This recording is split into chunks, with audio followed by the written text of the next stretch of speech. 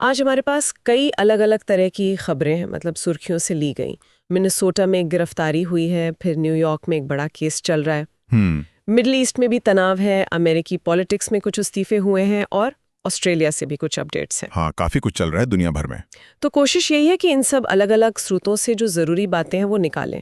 तो चलिए जरा इनको खोलकर देखते हैं। बिल्कुल, आज की खबरें देखिए, अपराध है, राजनीति है, अंतर्राष्ट्रीय मामले हैं, सब आपस में कहीं ना कहीं जुड़े हुए लगते हैं। हाँ, और ये देखना दिलचस्प होगा कि ये सब घटनाएं मतलब कैसे एक दूसरे से लिंक होती हैं या कोई बड़ा पैटर्न दिखाती हैं। सही कहा।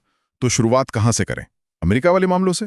हाँ, वहीं से करते हैं। सबसे पहले मिनेसोटा सिबली काउंटी में एक व्यक्ति है वैंस बोयल्टा, उसे गिरफ्तार किया गया है। अच्छा, किस लिए? आरोप ये है कि उसने 2 सांसदों और उनके परिवार वालों पर हमला किया और ये हमले राजनीतिक वजहों से थे, ऐसा कहा जा रहा है। ओ, ये तो सीरियस है। राजनीतिक हिंसा? हाँ, बहुत। हत्या और हत्या की कोशिश के कई आरोप हैं उस पर। आज कोर्ट में पेशी भी होनी है। ये मामला वाकई ध्यान खींचता है क्योंकि इसमें सीधे राजनीतिक मोटिवेशन की बात है। ये दिखाता है कि असहमति कितनी खतरनाक हो सकती है। बिल्कुल। और फिर दूसरी तरफ न्यूयॉर्क में शॉन डिडी कॉम्स वाला मुकदमा, वो भी काफी चल रहा है। हाँ, डिडी वाला केस तो है ही। उसमें क्या नया है? अभी जूरी को कुछ वीडियो दिखाए गए हैं जिन्हें फ्रीक ऑफ कहा जा रहा है। थोड़े विवादास्पद हैं शायद। और गवाही में कुछ फाइनेंशियल रिकॉर्ड्स और मैसेज भी सामने आए हैं। ऐसा लग रहा है कि इनसे गैर कानूनी कामों के लिए ट्रैवल वगैरह अरेंज करने का पता चलता है। तो मतलब पैसे का लेन देन और बातचीत सबूत के तौर पे? हाँ, कॉम्स पर आरोप तो वही हैं, सेक्स ट्रैफिकिंग और रैकेटियरिंग की साजिश। वो तो खैर इनकार कर रहे हैं इन सब से। तो यहाँ देखिए कितना अलग है मामला। एक तरफ राजनीतिक हिंसा का आरोप, दूसरी तरफ एक हाई प्रोफाइल सेलिब्रिटी पर संगठित अपराध के आरोप। हाँ, और इसमें डिजिटल सबूतों की भूमिका। बिल्कुल, डिजिटल सबूत आजकल हर बड़े केस में ये कितना अहम हो गया है ना। दोनों मामलों में कानूनी प्रक्रिया कैसे आगे बढ़ती है, ये देखने लायक होगा। सही बात है। अच्छा, अब जरा अंतर्राष्ट्रीय मामलों पर आते हैं। मिडिल ईस्ट में इजराइल और ईरान के बीच माहौल फिर से काफी गर्म है। हाँ, वो तो खबरें आई नहीं थी, क्या हुआ है? रिपोर्ट्स ये हैं कि तेहरान में एक मीटिंग चल रही थी, उस पर कथित तौर पर इजरायली हवाई हमला हुआ और उसमें ईरान के इंटेलिजेंस चीफ और कुछ और सीनियर अधिकारी मारे गए हैं। ओह, ये बहुत बड़ी बात है। किसी देश के इतने टॉप इंटेलिजेंस अधिकारी का मारा जाना, ये तो मतलब तनाव को बहुत ज्यादा बढ़ा सकता है। हाँ, मामला गंभीर लग रहा है और इसी बीच अमेरिका के पूर्व राष्ट्रपति ट्रंप का बयान आया है कि तेहरान से अमेरिकियों को फौरन निकल जाना चाहिए। ये भी सिग्निफिकेंट है। और अमेरिकी मिलिट्री रिसोर्सेज को भी मिसाइल वगैरह रोकने में मदद के लिए तैनात किया गया है। तो बाहरी ताकतें भी इसमें शामिल हो रही हैं या कम से कम प्रतिक्रिया दे रही हैं। अमेरिका का इस तरह से इन्वॉल्व होना दिखाता है कि सिचुएशन कितनी नाजुक है। इसके जियोपॉलिटिकल असर गहरे हो सकते हैं। बिल्कुल, ये सिर्फ 2 देशों के बीच की बात नहीं रह जाती फिर। सही। अच्छा, अब वापस अमेरिका चलते हैं। वहाँ की अंदरूनी राजनीति में भी कुछ हलचल है।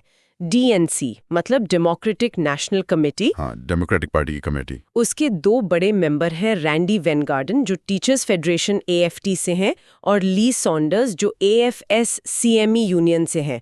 उन्होंने कमेटी से इस्तीफा दे दिया है। ओह, क्यों? वजह बताई है कि वो मौजूदा लीडरशिप से निराश है और उन्हें लगता है कि पार्टी में सबको साथ लेकर चलने में कुछ कमी है। मतलब समावेशिता पर चिंता जताई है। हम तो बस वही बता रहे हैं जो सोर्स में लिखा है। पार्टियों के अंदर ऐसे इस्तीफे अक्सर किसी अंदरूनी खींचतान या पॉलिसी डायरेक्शन पर असहमति का इशारा करते हैं, और अगर चुनाव आसपास हो तो इसका महत्व और बढ़ जाता है। हाँ, वो तो है। अच्छा, ये तो हुई राष्ट्रीय राजनीति। अब दुनिया के दूसरे कोने में चलते हैं, ऑस्ट्रेलिया। वहाँ जमीनी स्तर पर कुछ अलग ही चल रहा है। ऑस्ट्रेलिया में क्या हुआ? सिडनी के ऑबर्न इलाके में दिन दहाड़े गोली चली। 3 लोग बुरी तरह घायल हैं और उनमें एक संदिग्ध गैंग मेंबर भी बताया जा रहा है। गैंग वॉर सिडनी में? हाँ, और पुलिस को शक है कि ये हमला शायद एयर टास्कर जैसे ऐप के जरिए करवाया गया हो। क्या? Air tasker? वो ऐप जिससे छोटे मोटे काम करवाते हैं, मतलब उसके जरिए हमला? हाँ, पुलिस का शक कुछ ऐसा ही है। ये वाकई में चौंकाने वाला है कि टेक्नोलॉजी का ऐसा इस्तेमाल। ये तो गजब है। अभी हम न्यूयॉर्क में डिजिटल सबूत की बात कर रहे थे जो शायद इंसाफ दिलाने में मदद करे, और यहाँ सिडनी में टेक्नोलॉजी अपराध का एक औजार बनती दिख रही है। क्या कॉन्ट्रास्ट है ना?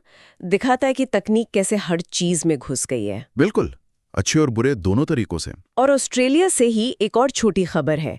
एलिस स्प्रिंग्स में काउंसिल ने 2025-26 का बजट पास कर दिया है। अच्छा, लोकल गवर्नेंस। हाँ, उसमें प्रॉपर्टी टैक्स में करीब 4.7% की बढ़ोतरी है और स्केट पार्क, लाइब्रेरी और शहर के मेन बिजनेस एरिया यानी CBD को अपग्रेड करने के लिए अच्छा खासा फंड रखा गया है। तो एक तरफ देखिए गैंग वॉर और टेक्नोलॉजी का गलत इस्तेमाल, और दूसरी तरफ लोकल एडमिनिस्ट्रेशन अपना काम कर रहा है, बजट बन रहे हैं, डेवलपमेंट प्लान हो रहे हैं।